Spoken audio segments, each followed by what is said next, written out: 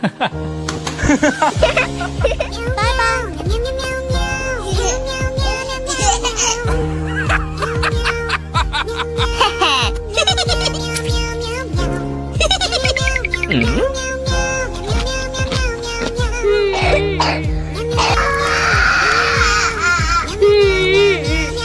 did you just do?